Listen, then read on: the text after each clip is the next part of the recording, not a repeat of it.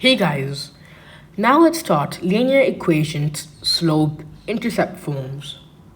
So, the slope-intercept form of a linear equation follows y is equal to mx plus c. Now with this, x and y are simply variables, however, we learn this next lesson. Now with m and c, m as shown is the gradient or slope, and c is the y-intercept. Now let's find out what the slope is and how we can find the slope and how we can identify the slope. So, to identify, let's see, for instance, we have an equation which is y is equal to 4x plus 8. Now, with the formula y is equal to mx plus c, we can show that m is before x and c is after the addition or negative sign. So what we have here, m would be 4 and c would become 8. And that is how we can simply find out our slope or gradient and our y-intercept. But now let's find out the proper and real application of maths to find a slope or gradient from a given graph. So now we have a small example here, a graph. So how can we find the slope of this? So let me just first introduce the different types of ways we can solve the slope or gradient. So number one, we could use y2 minus y1 upon x2 minus x1 is equal to m. Now this may look so complicated, but I'm sure it isn't. y2 minus y1 is basically the difference of the y-axis, and x2 minus x1 is basically the difference of the x-axis. It's pretty simple, and we'll see how it works. A different version of it is, so instead of algebra, we could use the words, so rise over run. That's basically the same thing that is given for this occasion.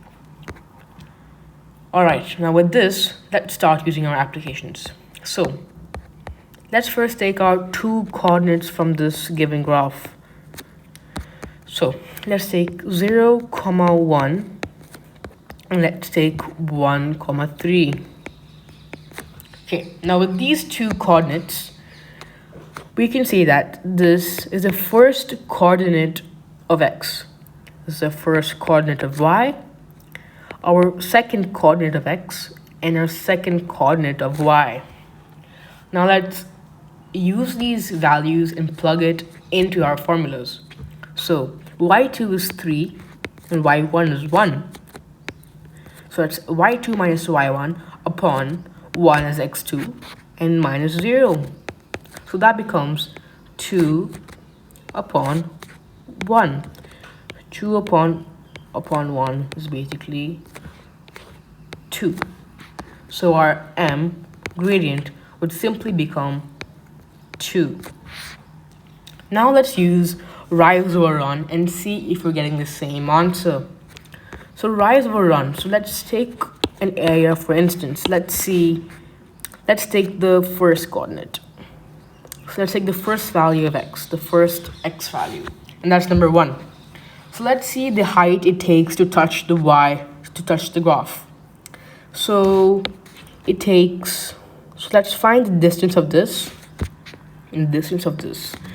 So this is dy and this is dx. And d is basically the difference. So the difference of this, so 3 minus 0. So let's see what happens here. So to get to 3, so 3 minus 1 simply becomes 2. And the length of this would become 1. And that gives us 2 as well. So we can say that, or we can declare that these two different formulas work and that our calculations are appropriate for this type of linear graph.